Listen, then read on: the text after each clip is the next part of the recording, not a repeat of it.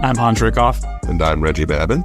Thank you for joining Akin Intelligence monthly podcast, where we talk all things artificial intelligence and policy. We are fortunate to have David Vondel from our IP practice group join us last month to talk about intellectual property and copyright and the impact on artificial intelligence.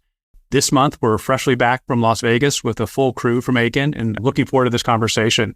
I know you are as well, Reggie. That's right, Hans. We were fortunate to be joined in Vegas by our colleagues Christian Davis in our Trade and Regulatory Group and Ryan Thompson and Virgil Miller in the Lobbying and Public Policy Group. And I'm looking forward to recapping that trip and also hearing their thoughts and takeaways as we were able to experience in real time the technology that we talk about in a more theoretical sense here in Washington as it relates to the policy. So a lot of fun to connect the dots between what's going on in Silicon Valley and out in the world to what we're dealing with on the policy side here in Washington. And as a reminder, this podcast is designed to complement all of the materials that Akin puts out related to artificial intelligence, and we encourage all of our listeners to sign up for those materials. With that, we have Virgil with us today. And Virgil, you saw a number of things at CES healthcare related. And we'd like to know, I guess, first and foremost, what you saw that was most interesting while you were walking the floor, and then kind of your thoughts about where healthcare is in the AI space and what you see on the forefront, and if you think more regulation is needed, and if some of the legislation out there has any traction moving forward. Let me start out by saying that I've attended CES before, but it has been a number of years. So I have to start out by commenting on how massive the actual conference is, the premier tech consumer electronics conference in the country. I would venture to say the world, the amount of innovation that is going on out there is just mind-blowing. So it was very good to be there. Very good opportunity to spend time with clients, with others who were excelling in the field, and just see the amount of innovation that is going on across many different industries. So to get to your question about the thing that kind of sticks out in my mind, it was during our visit to the showroom floor. I think it was our second day there, and this was the second or third showroom floor that was housed in the Venetian. And one thing that really caught my attention in my eye is AARP, the organization that caters to older Americans in the country, has an installation, a very big presence at this conference. And when I initially saw their logo, it kind of struck me as peculiar that an organization that caters to, serves older Americans in the country, they have this major presence at this conference on innovation in tech. It just didn't seem compatible to me in my mind. So spent time there, was able to dig a little deeper. And the thing that sticks out to me is at AARP, they have this initiative, Age Tech Collaboration is what it's called, where they focus on seeking out startups that cater to the people that are top of mind for them. So they're surveying the ecosystem, looking for startups that are coming up with innovative ideas and solutions for any number of problems that older Americans are confronted with, seeking out those startups, testing their products, sharing their products with their membership, but also connecting them with potential investors. So just that whole process, that whole idea, that whole concept is something that was really interesting to me and something that I'll continue to follow. Yeah, and I mean, we spent a lot of time in DC kind of deeply enmeshed in this AI regulatory conversation, and you get all that starts from a position of concern or worry and trying to stave off the worst case scenarios. But I think that's a perfect example when you think about previous generations of technology and maybe the criticism that they were too focused on consumers in a narrower demographic sect. And this creates an opportunity to address the concerns of a larger swath of society, right? Whether it be older Americans, whether it be other underrepresented groups, and seeing entrepreneurs, seeing companies, seeing the manifestation of this technology as an opportunity as opposed to a potential societal hazard, I thought was really interesting. Just a different orientation to the technology from the West Coast versus what we often see here in DC. That's right. Yep.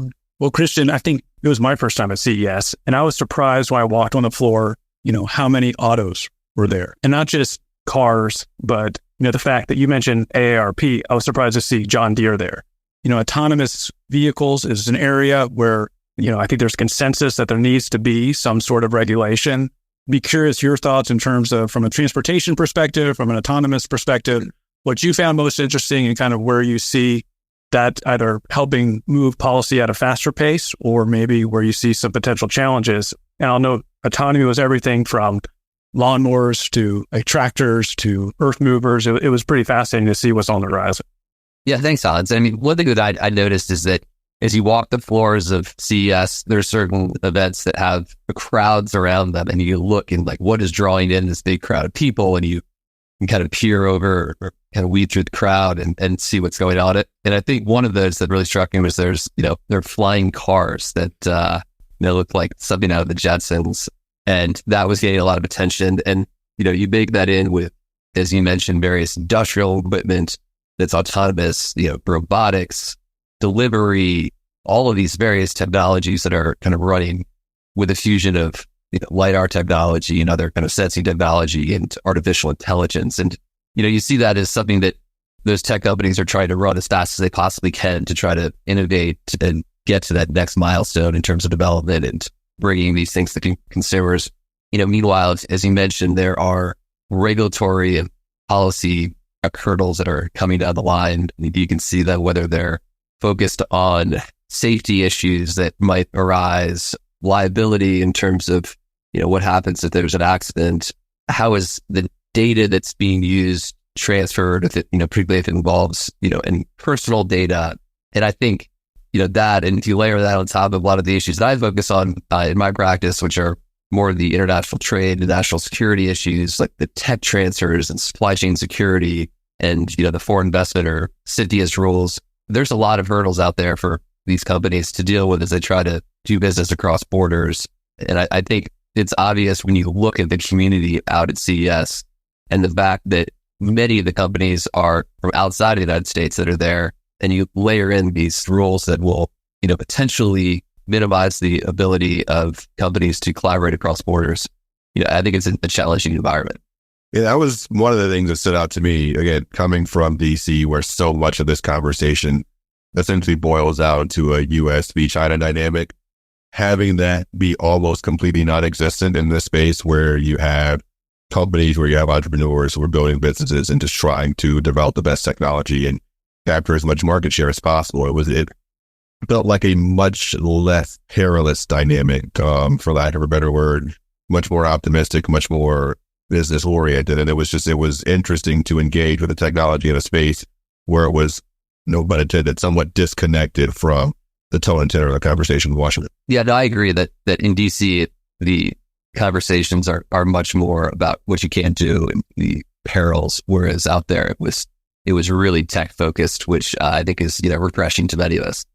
Ryan, I know you also are working a lot in the transportation space, but you're also doing a lot in the defense space. And while defense was not necessarily part of CES with the National Defense Authorization Act passing at the end of the year, first, be curious, your just general thoughts about CES and what stood out to you, and then maybe we can move into what was included in the NDAA. Yeah, thanks, Hans. No, I mean, I think similar to everybody else, it was an overwhelming experience just to walk the floor and see all the new tech. And as you said, and Christian was talking about transportation, pretty much it is multimodals and understatement. Maybe every major mode of transportation is covered. I mean, you have, AI powered electric outboard motors for, fishing boats to, I think you mentioned John Deere on AI powered tractors and earth moving equipment. So it's pretty fascinating stuff. I think the eVTOL technology that Christian mentioned, whether that's, Archer, Joby, or Beta, any of these companies that are trying to navigate the regulatory framework in Washington right now about self-flying and delivery technology, a lot of those folks are looking to partner with sort of the national security defense apparatus, DoD, while they're navigating sort of the consumer-facing regulatory world. So it's interesting to see, as you mentioned, Hans, it's not an overtly defense-focused event, not like AUSA in Washington, D.C., the Army trade show or one of those. But there's a lot of defense and national security overlap in terms of the tech that was being showcased. And one thing that I thought was really interesting, I'd be curious if other people felt the same way, but there seemed to be this convergence while you're out at CES where, Christian, you mentioned the Jetsons, but to me, I was struck with CES seemed more like a showroom floor of something you could almost go out and buy in the near future as opposed to something that's, 10, 15 years down the line. So it was fascinating to see, how quickly tech is making into the pipeline. Yeah, and speaking of that and speed and kind of quickly available technology. Kind of going back to you, Virgil, you spent much of your early career as a staffer on the Energy and Commerce Committee working on healthcare policy. And obviously, there are a few sectors that are more heavily regulated than healthcare, but also a few sectors, frankly, that aren't more well experienced in regulating the application of AI. What were your takeaways as someone who's worked in this space for a long time on the policy side, seeing kind of these new and novel applications of consumer-focused healthcare tech, for lack of a better word? Yeah, I did have an opportunity to attend a session. For those who have not attended CES, you should know that in addition to the innovators, the companies that are there showing off their new innovations, there are a number of government leaders and staff who attend the conference. And there's a particular panel that sticks out. I believe it was a conversation with commissioners, and it was all around AI and essentially how the government is looking at the advent of AI. And this particular panel included the current FDA commissioner and then the FCC commissioner as well. So very robust panel to talk about the various approaches here across the government. As you mentioned, the FDA commissioner obviously was top of mind for me, my early career. And I worked on the Energy and Commerce Committee, handled FDA policy for the committee. This was 2007. I was dealing with the typical user fee reauthorizations, whether it's prescription drugs, medical devices, animal drugs. So dealing with that policy and being able to take my mind back there and see how far FDA has come, not unlike any other segment of the government or society. So the commissioner took us, kind of showed us the arc of FDA's transition here, gave us a peek into their current thinking and understanding as they approach AI in healthcare. To your point, probably the most regulated industry as we talk about AI. But he first talked to us about digital health and kind of the period that we went through where we were talking about smarter homes and different technologies and innovations to make the home smarter and help folks lead healthier lives while at home. You talked about FDA's approach to using new software to look at applications. You talked about the operating room and how new technologies allow doctors to beam in and provide consultation when it comes to certain procedures and operations. So FDA went through this digital health period, and now they're going through this AI machine learning period. And it was just good to see his approach, how they're thinking about it. It is definitely top of mind. They've stood up advisory committees to deal with this very specific topic. There is a difference in the approach as it relates to artificial intelligence and locked algorithms versus machine learning and those algorithms that become better with more data, more decisions that are made. But because of just the nature of those type of algorithms, harder to regulate because these are real-time decisions that are made from more data, real-time data. So how do you, in an environment where FDA, all day, every day, they're looking at applications for new drugs, new therapies, new devices, and there's a very rigorous process in considering those applications. And then there's a very rigorous process when one change is made. So how do you, in an AI environment, in an AI world, how do you reconsider applications in the AI context where the machines are learning based on each new scan that they see, based on each new visit where the data is reported? So FDA is, like I said, it's top of mind. It goes all the way up to the commissioner. It definitely has his attention. There are committees that are set up to deal with this issue. So for me, it was from an FDA staffer in 2007 where AI wasn't a word that we ever uttered, right? To going from there to the digital health era to the AI machine learning era is definitely something to behold. Very interesting. And to see the number of companies from the big names that we know and that are household names to the very names that we've never heard of who are innovating in this space, who are trying to bring tech decisions, offerings, tests closer to the consumer. It's just good to see the whole ecosystem there in one place. Yeah, and one of the things from that conversation that I thought was particularly interesting, or encouraging rather, was Commissioner Callip saying essentially that the FDA is about half the size it would need to be to actually get their arms around this problem on their own, and that sort of require collaboration, right, both impact the community on the patient side, but also the technology community and the provider community. I think that is reflective, particularly on the issue of AI, of the government industry collaboration that we've seen at least over the past 2 years. I think is a departure from some of the more antagonistic dynamics that have started to take root as it relates to technology and government in years prior. And so that felt like a continuation of a theme of regulators acknowledging that the technology is advancing very quickly, that it's very highly sophisticated, and that there's going to necessarily need to be a collaboration between government and industry to make sure that it's regulated properly to prevent harm, but also not overly regulated such that we stifle innovation. And I think that is a tension that we're going to see worked out for the foreseeable future. It's good to see that our government leaders, they see the potential there. They understand it, and they definitely want to capitalize on it. But to your point, it's how do we do it in the most efficient way? How do we do it in a way that improves the lives of greater society while also not, instilling any undue harm? And one other thing that sticks out in the FDA commissioner's comments, and it's a challenge for FDA, a challenge for the government, is in the health space, improved outcomes or the benefit from AI.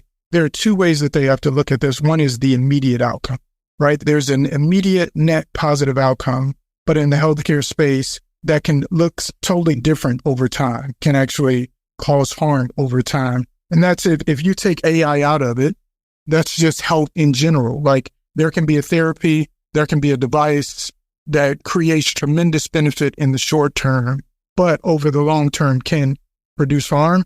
And that's the reason in the FDA concept, you have the approval, but you have monitoring, it's constant monitoring to make sure that the approval that was initially made was the right decision, so that things continue to go well over time. And so it's something that they're definitely going to have to do in the AI space as well, that they're trying to work through. Well, I think, you guys both pointed to it. 2023 was the beginning, or kind of when the starting gun went off when it related to AI policy, with the advent of ChatGPT. And here we are in January 2024. And I think through a large part of 2023, government wanted to work with industry and stakeholders to ensure they weren't stifling innovation. Fast forward to where we are today, there's been dozens and dozens of congressional hearings across various committees. There's been a number of pieces of legislation introduced. And I think we saw even a little bit of this at CES, where the focus really was on business and trying to continue to drive that innovation. Some fracturing in terms of where the issue areas are going to be under debate moving into 2024. And this is kind of an open-ended question for everyone on the call. When you talk about things like consumer protection or ensuring that the integrity of our elections is there, or creator rights and intellectual property and copyright, what are some of the big issues for 2024 now that we've kind of got over the learning curve of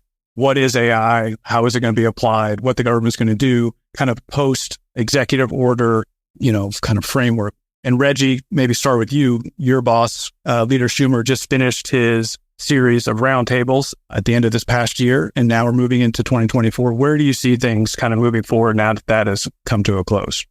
A good question. So is the leader and his partners in this effort have said all along that their goal was to essentially help to get the Senate up to speed and into a position where they could legislate, which doesn't necessarily mean get to a position where they can pass a massive expansive bill. It's more about getting a deeper understanding of what's going on in industry, where the technological trends are heading, where are the areas where we are particularly most vulnerable, either as a society and citizens or as a country and a citizen of the world, and to understand where our strengths are such that we can both accentuate those as well. And so I think the next steps will be to crystallize some of the information that has been received through the Insight Forum series and the initial kind of Senate 101 briefing series into clear policy positions and policy proposals, and then to go through traditional legislative process, which means working through committees with subject matter experts and the leaders on various topics in various areas to figure out, one, where there is consensus on a number of issues, but then two, what are the issues that are most urgent such that they do either require legislation at the moment or that it would be advisable to pursue legislation at the moment. I think there's a lot of attention now and for the foreseeable future on elections, given that we are now at the part of election season after the Iowa caucuses, and we'll see more and more generation of AI-infused ads over time. There will be more dissemination of the information that is produced by generative AI systems, and there's obviously a great deal of concern as far as what that means for the health of our elections. But part of that, I think, will be a public information campaign to get people better familiarized with how to consume that content. I don't know necessarily that we'll be able to legislate on that area just because it is a topic that does tend to bring out some of the deeper divides in our politics. But things like, frankly, competition with China, which I think is probably going to be the drinking game buzzword of this podcast, that is ever present, right? Like, that's the dynamic that drives most bipartisan policymaking in Washington. And it's a dynamic that has been at the center of this conversation from the start. So I suspect we'll see some effort, whether through NDAA, which obviously Ryan is very familiar with, or standalone legislation, to ensure that the federal government is bolstering U.S. capacity as it relates to China, both on the economic and national security side. And then beyond that, I think there's bipartisan agreement on the need to invest in infrastructure for training and safety research, and to make sure that as many engineers as possible have access to the type of infrastructure that you need to develop AI systems. And there's obviously a pilot program for the NAIR and the EO, but there may be some effort to make that a more permanent system through legislation. I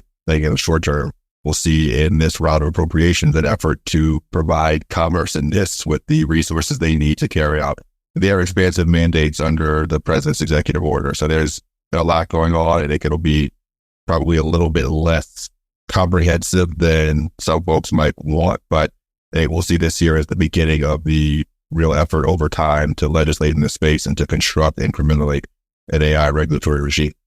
Reggie brought up competition with China. And Christian, when you were kind of walking the floor, we saw a lot of cool things like transparent TVs and other really neat technology out there. But you talked about some of the potential issues related to export controls and kind of looking at it through your international regulatory lens. What types of issues did you potentially see as you kind of walked around CES for those global companies, especially ones that maybe want to do more business in the United States, or maybe in particular businesses that are doing a lot of development in China or outside of the United States? No, absolutely. I mean, there are a few key issues that I think are really top of mind of the national security regulatory landscape, and certainly relevant to, the folks at CES and the technology at play. I think a lot of those center around technology transfers. A lot of those relate to access to data, and then also capital flows back and forth between the US and China. One of those areas is outbound investment restrictions, which is a new, regime that comes out of an executive order that President Biden signed in August. That's focused on investments into Chinese companies in the AI, semiconductor, and quantum space. Those rules are coming out of the next year, and I think that's going to have a big impact on those industries, particularly as the Chinese companies in that space, but also kind of the collaboration of between the US and China and amongst multinational companies in those sectors. And those rules, we're expecting proposed rules to come out early this year in the coming weeks. And I think that's something everyone's watching really closely. Another one focused on artificial intelligence is in the export control arena, which relate to one of the big ways that the administration is going after national security issues relating to China is going after the compute power, and specifically the GPU chips that are, largely made in the US and using US technology, and heavily restricting the access of those chips to Chinese companies. I think that's something that has been, really started about a little over a year ago, was further refined in a rule, an export control rule that came out in October. And I think we'll see that further refined and further restrictions around the access to that compute power, which is so critical to the development of artificial intelligence. And the last one I'll mention is that there's these rules called the ICTS rules, the Information Communication Technology Services rules, which if you look back to the Trump administration, it was the rules that, the administration tried to use to ban TikTok and WeChat. And, those rules have been challenged in court, and I think are less a more circumscribed authority than they were, initially considered by the Trump administration. But under the Biden administration, they really have been stepping up a regulatory process around those rules And I think the Commerce Department, we've seen them, really building up that team. And I think we're expecting more use of that authority, which can really be used in the technology space to prohibit certain transactions, to mitigate others. That again focuses around those same issues. And I said that was the last one, but I'll just do one more issue. I can't help myself. And I'd be remiss without talking about CFIUS, which is, my primary area of practice. CFIUS continues to be very aggressive. The Assistant Secretary of Treasury that is in charge of CFIUS was speaking at CES and talking about a lot of these concerns, particularly around Chinese investment in the U.S. technology sector. I mean, that is going to continue to be an issue of concern and really apply to a variety of other types of investment in the U.S. where there's concerns about investors with third-party ties to Chinese companies, either through supply chains or investment relationships where there's possibilities for the U.S. government to have national security concerns about companies and their links to China. And, CFIUS have been very active in this space, imposing mitigation agreements, blocking other types of transactions. And I think we'll continue to see that in the year ahead. Speaking of the year ahead, Ryan, we alluded to this. The one area where we did see meaningful movement in Congress on AI was in the National Defense Authorization Act. So I'm curious if you have thoughts on whether you expect that to be an ongoing trend, whether you think that this is going to be an annual space for AI policymaking, and just generally how you're thinking about NDAA and AI as it relates to the Department of Defense. Yeah, thanks, Reggie. And short answer is yes. I mean, look, if, as everybody on the podcast knows, we did an update back in early December 7th. Most everybody here was a co-author there, giving our views on the AI and ML provisions that were in the NDAA. So look, I think, as Hans said earlier, the starting gun going off this past year in 2023, I think, whereas you typically see in Washington kind of a linear growth and topics and members talking about particular policy issues, I think it's become clear that the AI and ML are certainly not new to the Department of Defense, but I think on Capitol Hill, we're going to see exponential growth as this flywheel continues to pick up speed and the application of this technology into DoD and certainly various provisions of the NDAA. As you mentioned, it is a perennial bill that is passed every year. And as soon as one NDAA is concluded, the process to begin the next starts. So that's really the season we're in right now, and expect that, we'll start getting requests into offices and having posture hearings February, March, hearing from the various COCOMs and service branches about what they need. And I absolutely anticipate that AI is going to continue to be an area of considerable focus for the DoD. And see that only growing, the aperture only widening from here on out. Not sure which question was, but that was your answer, Reggie. Somehow you still stuck away. Thank you. There you go.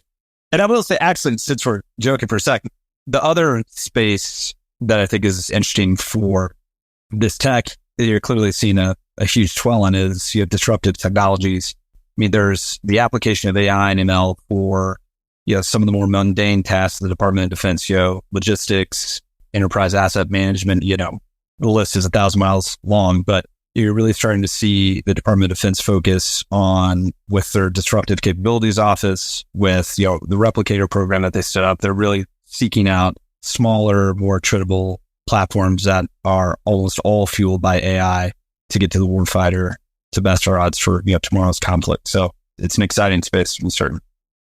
Well, thanks, Reggie. Thanks, Christian. Thanks, Virgil. Thanks, Ryan.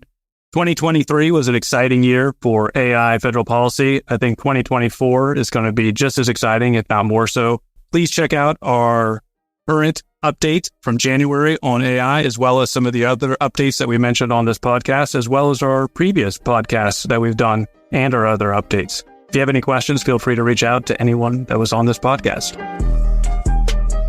On Air with Akin is presented by Akin and cannot be copied or rebroadcast without consent. The information provided is intended for a general audience and is not legal advice or a substitute for the advice of competent counsel. Prior results do not guarantee a similar outcome. The content reflects the personal views and opinions of the participants. No attorney-client relationship is being created by this podcast, and all rights are reserved.